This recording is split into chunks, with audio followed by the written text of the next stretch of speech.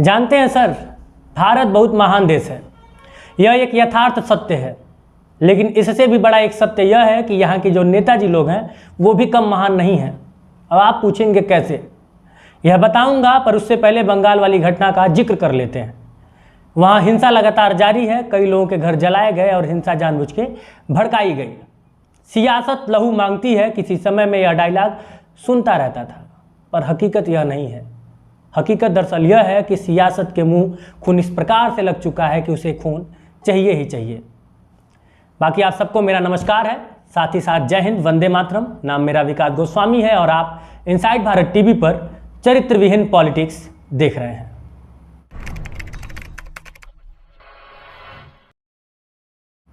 अलग अलग राज्य, अलग अलग समुदाय, अलग अलग घटना, और किस घटना पर कौन नेता कितना और कब बोलेगा, यह सब कुछ निर्भर करता है कि नेताजी कौन है और उस जो घटना हुई है उसमें पीड़ित कौन है। जो घटना हुई है उस घटना का पीड़ित क्या उनके वोट बैंक के अंदर आता है? यदि आता है तो भैया संविधान पक्का खतरे में है, पर यदि पीड़ित उनके वोट बैंक वाले समुदाय से नहीं है तो भाई साहब कसम खा के कह रहे हैं, इस देश का संविधान इतना मजबूत है कि हजारों हिटलर एक साथ आकर भी इस देश के संविधान को हिला नहीं पाएंगे। अब नेताजी लोग और उनके झंडू टाइप के समर्थक लोग, यहाँ पे झंडू टाइप के समर्थक इसलिए कह रहा हूँ क्योंकि कुछ समर्थक इस तरह के होते हैं, नेताजी चाहे गलत करे चाहे सही, उनके समर्थन में जिंदाबाद के नारे लगाते रहते हैं। आप सब लोग मेरा सवाल थोड़ा ध्यान से सुनिएगा।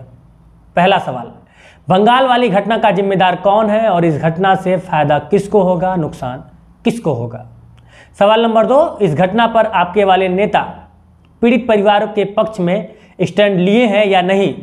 यदि नहीं लिए हैं तो कृपया करके उनसे सवाल पूछिएगा।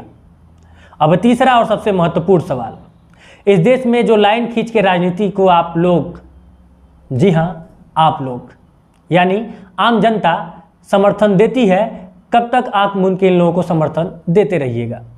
लाइन खींच के राजनीति का मतलब होता है धर्म की राजनीति करना, समुदाय की राजनीति करना, जातिवाद की राजनीति करना। और बॉस एक बात अच्छे से समझ लीजिए, जब तक गुनहगार का समर्थन जाति, समुदाय और धर्म के नाम पर करेंगे, इस देश का कुछ नहीं हो सकता।